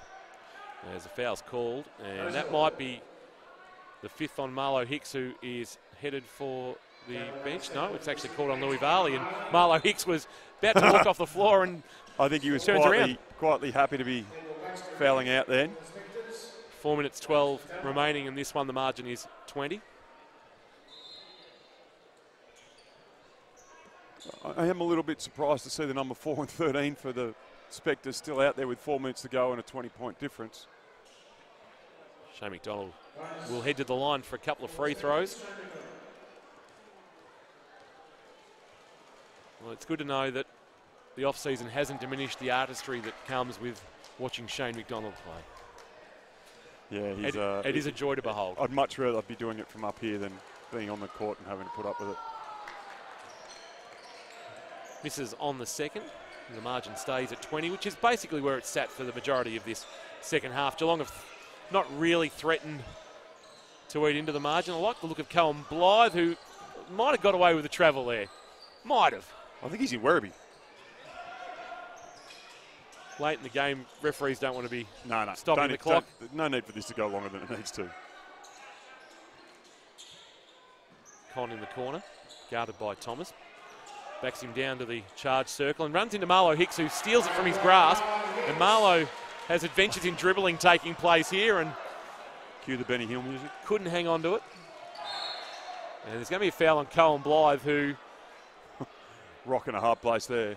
Just in the little lob that was coming for Simon Conn, just sort of shuffled back a couple of paces to ensure he took Simon's space away from him, picks up the foul, and Simon Conn will head to the line. I am interested that Con and McDonald are still out there with 3:30 to play, knowing they are, in less than 24 hours, going again.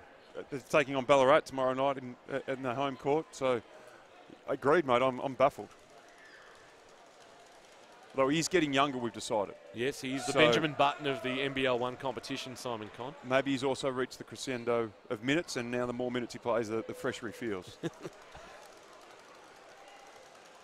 And that doesn't bode well for the rest of the competition, Seth. Oh, heaven forbid if that was actually the case. My goodness.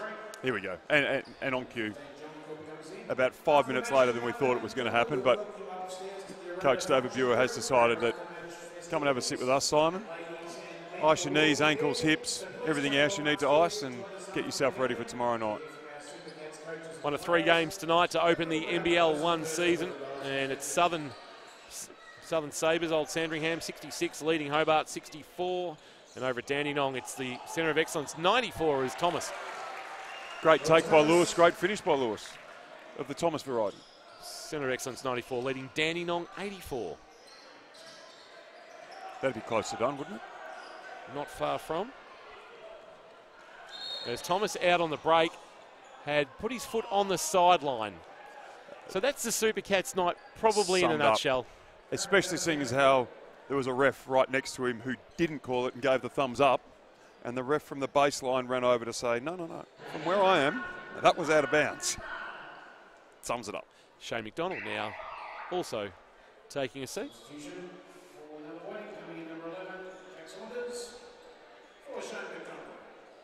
Hope you've enjoyed the coverage of the opening night of NBL1, wherever you've been watching through the NBL1 YouTube channel. Tom King and Seb Loader bringing you all the action. Looking forward to the 2019 season and what unfolds as Dean Anglin, the competition boss, told us 378 games of basketball, and you'll be able to see the majority of them live streamed. As we've got a foul on Louis Varley, and that is not over for Louis Varley. Not a return to remember for the guard. No, he'd be disappointed with that output, but I would think the disappointment would be more from the lack of ability of the team to be competitive for the majority of this game. Sure, he'd be frustrated that he's fouled out, but the frustration of being able to not eat into a 20-point lead for, as we say, a good 25, probably 30 minutes. So a couple of free throws for John Cook. Second one is off the mark. Young Josh Tang back on the floor for the Supercats. Is it an orange drink, Tang? Powdered drink I remember my parents giving me as a young fella. Nathan Friend with a long three. He and Marlo Hicks decide to fight it out for the rebound. Friend has the winning ticket. Thomas with his back to the basket, wanting to go to work on Baxter, and he draws contact on the turnaround. That seems to be his little go-to move there when he's on that side of the block. He likes that couple of dribbles to get his balance, and then the turning back to the baseline. He appears to have really nice touch on that little right baby hook coming back to the baseline there over his left shoulder. Refreshing to see the art of the low post is still alive and well in the Geelong Arena. Spent some time at college, Louis Thomas, UC Santa Barbara and Western Oregon, where he's 2 stops on his college jaunt. 2.5 minutes to play in this one at the Geelong Arena.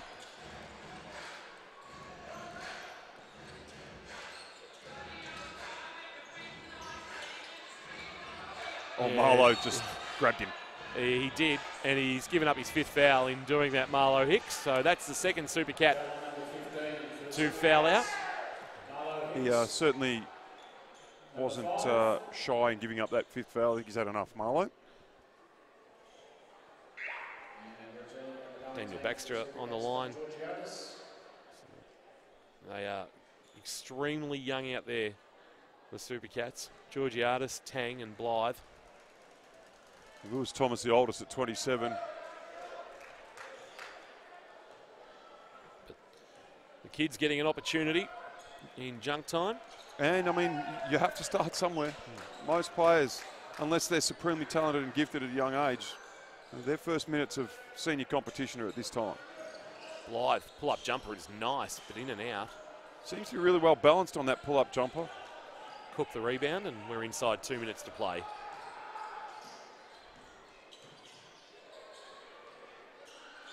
Pass from Van Ryn inside for Baxter. It's off the mark. Thomas will haul it in.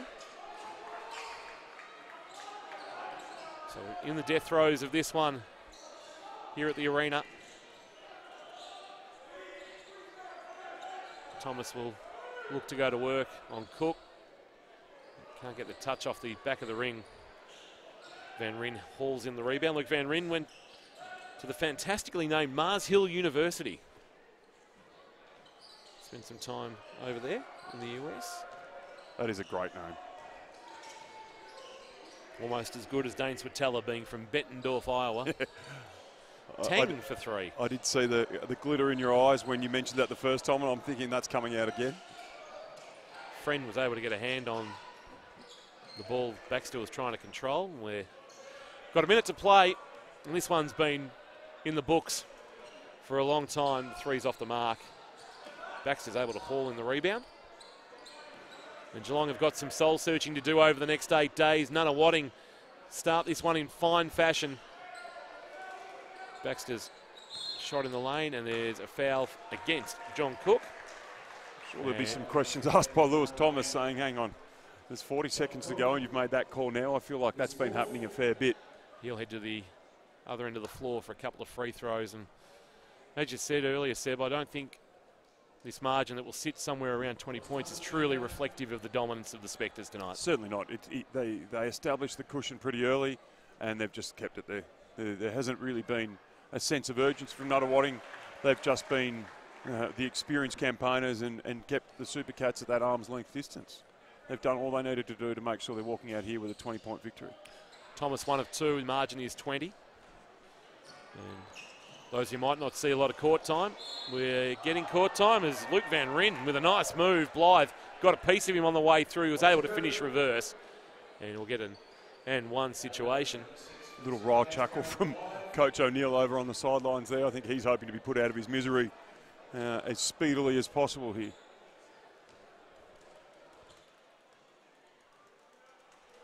Luke Van Ryn able to convert on the N1. Callum Blythe putting some of his dribbling skills to good effect. Nathan Friend wants to run an offense with 15 left on the shot clock. Pass for the corner. Thomas time to set the feet, and not for the first time tonight off the mark with the three. And they will dribble this one out. You would suspect the Spectres, maybe not. No, young kids want to hoop. Chance for a late three, and that is off the mark. And Georgiadis the rebound, and we are done at the arena where it has been a comprehensive start to season 2019. The new NBL1 competition sees Nunawading hand out a 93-70 hiding to the hometown Geelong Supercats. Seb Loader has been in the experts chair tonight. What have you made of that result for both sides, Seb? I think Nunawading have certainly come in here and probably looking at their squad, the rest of the league would think that they're going to be right up there again. And this has just gone to script. Nunawading a really comprehensive victory led by the stalwarts.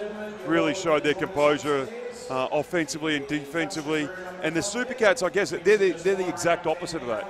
You look at their list, you understand and appreciate they're very inexperienced. They've got some gaping holes, and probably this is where it's at. We've mentioned a few times AJ Williams is a huge hole. You go out there and you looked for a guy to fill a specific need because you realise there's a glaring vacancy there, and then to not be able to have him for game one was always going to be a struggle. But look, I thought the young kids that the Supercats got on at the end and throughout the game, they certainly showed that they've got the intensity and the desire to be out there and pit themselves against the best in the league, who, as we rightly think, Nunawading will be. Absolutely. Geelong have an incredible record, of course. Came out of the NBL at the end of 96 into the Seabull, missed the playoffs that year, but from 98 to 2018 were a playoff team every year and usually a legitimate challenger. But it's a new era now, and as we said, some of those names that have carried them through that era are gone, and we talk of the likes of Herbert and Medved now. It's on the shoulders of some youngsters to step up, and I suspect the response we get next Saturday night against Knox will tell us a little bit about this group. Absolutely, and look, a great opportunity for them to get those 2-3 good nights on the track. As you said, Leon will probably just throw the tape away from tonight and say, hey, we've got three sessions. Let's make sure we're looking after our bodies. Let's make sure we're getting our indies in. Let's make sure we're working on our game, working on our craft, get some time together on the floor, and then have an opportunity to come out against Knox, a team that's come up from the Big V Championship, and really go out there and have a big swing at it. Dave Bewer, though, will be very happy with what he got out of tonight, and the fact that he was able to get some minutes into some of the youngsters as well. Agreed, yeah, agreed. And curiously, as we've mentioned a couple of times, he probably could have put Con and McDonald on ice for the whole fourth quarter. But he understands that the Supercats team has got to come back